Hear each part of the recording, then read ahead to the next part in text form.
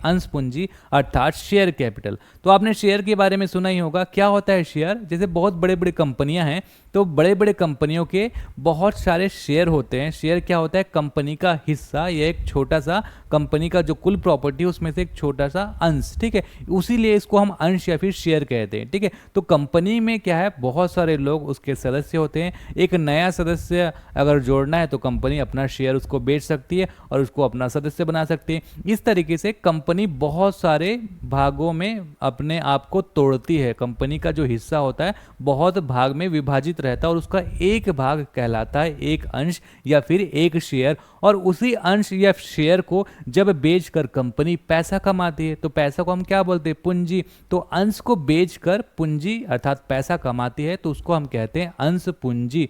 Share को बेचकर capital आ रहा है वो हो गया शेयर कैपिटल। अब मैंने आसान शब्द में आपको समझा दिया। इसी का हम टेक्निकल परिभाषा देख लेंगे और इसके साथ साथ कितने प्रकार का होता है इससे संबंधित जो भी फैक्ट है वो हम कवर करेंगे। तो यहाँ पे लिखा हुआ है जब कोई कंपनी स्थापित की जाती है तो कंपनी के संचालन के हेतु हमको क्या चाहिए होता है? पूंजी चाहिए होता है, पैसा चाहिए होता है। सामान्यतः ये देखा जाता है कि निजी जो कंपनी है, निजी कंपनी जब बनता है तो उसके जो सदस्य होते हैं बड़े बड़े कारपोरेट जगत से होते हैं, बड़े बड़े उसके प्रमोटर्स होते हैं जिसके पास पैसे की कोई कमी नहीं होती, बहुत सारे इनके पास फंडिंग वगैरह भी रहता है तो ये आसानी से बन जाते हैं। लेकिन सार्वजनिक कंपनी की दशा में जब वो सार्वजनिक है तो गवर्नमेंट क्या करती है? पैसा पाने के लिए कंपनी का हिस्सा देकर किसी को उसका शेयर बेचकर पैसा कमाती है और उसको कंपनी का एक मालिक के रूप में कितना प्रतिशत वो बेचेगा वो डिसाइड कर लेगा। तो हमने ये देखा कि यहाँ पर शेयर को बेच क्यों जा रहा है? पैसे के लिए। अब ज़रूरी नहीं कि आपका जो निजी कंपनी है वो इसी तरीके से निर्मित होगा या फिर आपका गवर्नमेंट कंपनी वो इसी तरीके से निर्मित होगा। समझने के लिए हमने ये चीज़ यहाँ पे देखा। अब सबसे इंपॉर्टेंट और सबसे ईजी चीज़ जो आपको ध्यान में रखना वो यही रखना है कि जब कंपनी अपने अंशों का निर्गमन करके, अब जो निर्गमन वर्ड लिखा है इसको एज इट इज ऐसे ही याद रखना, एग्जाम में ऐसे ही पूछा जाता है क्योंकि है ना, निर्गमन क्या होता है, अधिकृत क्या होता है, मैं आपको आगे बता दूंगा। वैसे यहां पर हम देखेंगे तो निर्गमन का मतलब होता है इशू करना, जारी करना मार्केट में या फिर उसको बेचना, है ना। तो जब कंपनी शेयर को अर्थात अपने अंशों को निर्गमित करके पूंजी जो है अर्थात पैसा जो है प्राप्त करती है उसी को हम शेयर कैपिटल या अंश पूंजी कहते हैं। इसको याद रखेंगे, शेयर बेचकर पैसा प्राप्त करती है उसी को हम कहते हैं शेयर कैपिटल या फिर अंश पूंजी, ठीक है। तो कंपनी क्या करती है? शेयर को बेचकर पैसा प्राप्त करती है। अंश पूंजी कंपनी के कुल पूंजी का वह भाग है जिसे कंपनी समय समय पर अंशों के निर्गमन के द्वारा प्राप्त करती है। तो ये क्या कहना चाह रहा है? जब भी कंपनी को पैसे की जरूरत पड़ेगा वो समय समय पर अंशों को जारी कर सकता है, निर्गमित कर सकता है और वहां से पैसा प्राप्त कर सकता है। अर्थात अंश को बेचकर कंपनी जब भी उसको जरूरत पड़े अपने उद्देश्य के हिसाब से वो कंपनी के शेयर को बेच सकती है।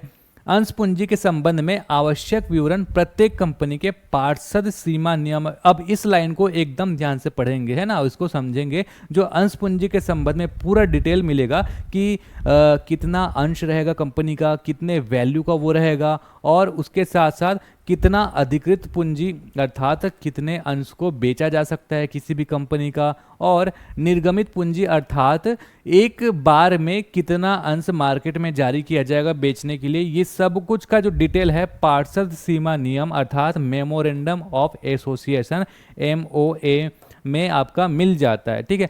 अब इसको मैं थोड़ा सा और आपको अच्छे से समझा देता हूँ कि क्या कहना चाह रहा है या फिर पार्षद सीमा नियम ये क्या चीज़ है, ठीक है। तो पार्षद सीमा नियम क्या होता है? वास्तव में कंपनी का एक संविधान जैसा होता है, उसमें लिखा होता है कि कंपनी का क्या नाम होगा, कब बनेगा, उसका कार्यालय क्या होगा, जो भी शेयर है उसका वैल्यू क्या होगा, कितने शेयर बेचे जा सकते हैं, ये सब कुछ पार्षद सीमा नियम में लिखा रहता है, ठीक है। अब मैं इसको थोड़ा सा और यहाँ पे समझाने की कोशिश आपको करता हूँ। जैसे ये कंपनी है,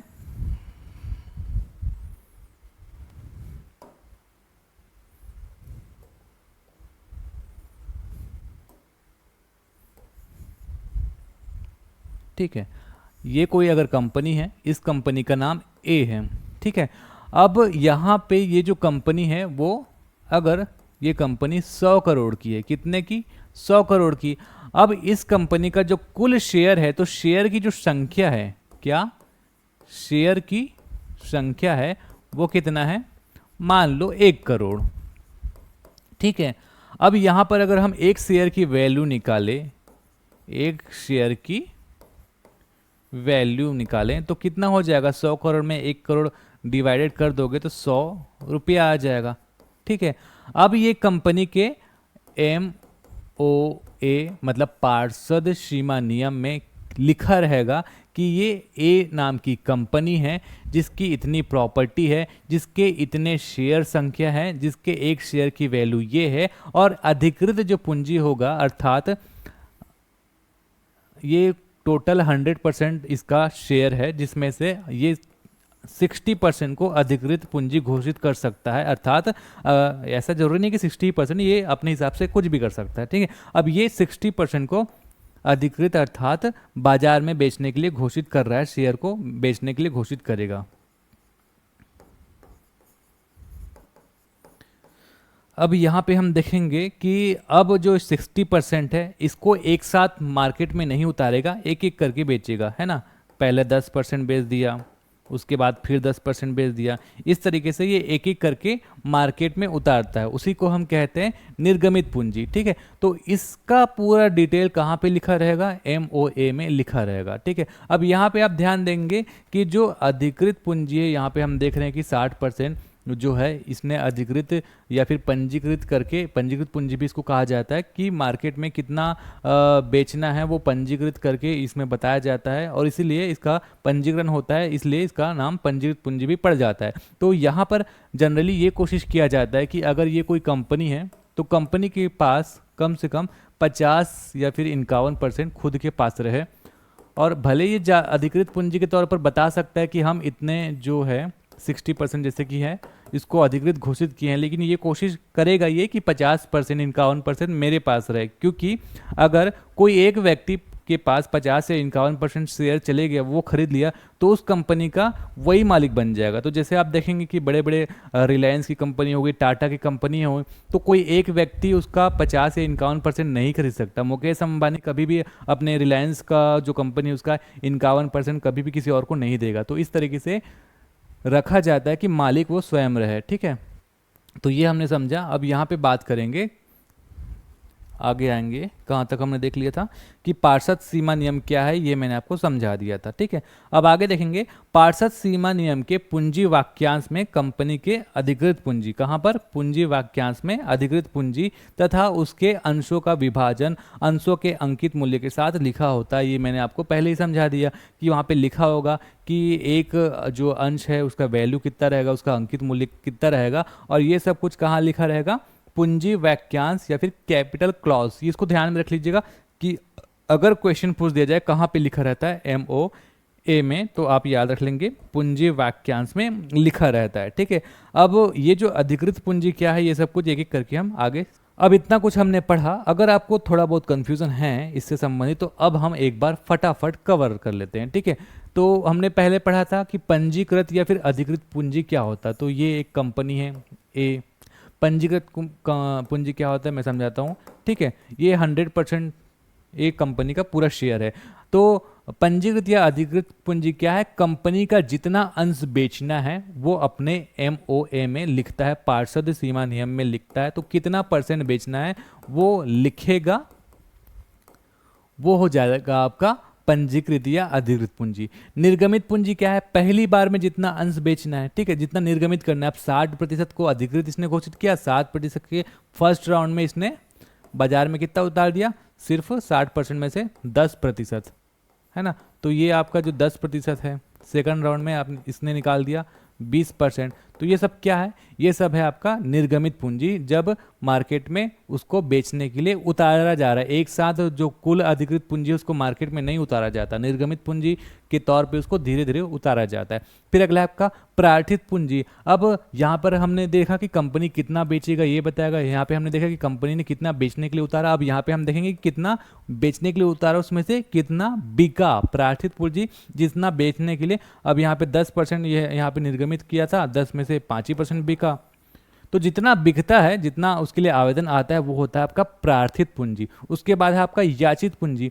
जो अंश बिका, अब यहाँ पे तो प्रार्थित में बिक गया, तो जो अंश बिका उसके बदले पैसे की याचना किया जाएगा, ठीक है। जैसे 5% जो है आपका 1 लाख में बिका, तो इसके 1 लाख के लिए याचना किया जाएगा। पहले 25,000 मांग लिया, फिर बाद में 50,000 मांग लिया, और फिर बाद में इस 25,000 को छोड़ सकता है ये, किसके लिए? आरक्षित पूंजी के लिए, ठीक है। तो याचित पूंजी क्या है? जब बिका हुआ जो भी अंश है उसके बदले पैसे की याचना किस्तों में की जाती है, तो वो होता है याचित पूंजी। अयाचित पूंजी क्या होती है? अंश के पूंजी का वह भाग जिसे भुगतान के लिए याचना नहीं की जाती, जैसे कि इसके भुगतान के लिए याचना नहीं की गई है। प्रदत्त पूंजी क्या होता है? अंश पर प्राप्त भुगतान, ठीक है। अगर ये जो किस्तों में भुगतान करनी चाहिए ये प्राप्त हो गया, तो ये हो गया आपका चुकता पूंजी। अगर ये प्राप्त नहीं हुआ तो ये अप्रदत्त पूंजी हो जाएगा, ठीक है। फिर अदत्त पूंजी हो जाएगा, जनता द्वारा जिसकी याचना की जाती है उसका भुगतान नहीं किया जाता। तो फिर अगला आपका आरक्षित पूंजी। तो ये क्या है? अयाचित पूंजी, जो जनता से तत्काल ना मांगकर, जैसे यहाँ पर हमने देखा कि ये इसके लिए याचना की ही नहीं गई थी, है ना, जनता से तत्काल ना मांगकर भविष्य में आवश्यकता पड़ने के लिए छोड़ दिया जाता है, वो होता है आपका आरक्षित पूंजी। तो इस तरीके से ये जो है ये आपका सार है। डिटेलिंग पढ़ना जरूरी इसलिए था क्योंकि क्वेश्चन वहाँ से निकल सकता है, और इसको पढ़ना इसलिए जरूरी था कि यहाँ से आपका रीजन भी हो जाएगा और एक साथ आप इसको कंपेयर करके समझ भी सकते हैं।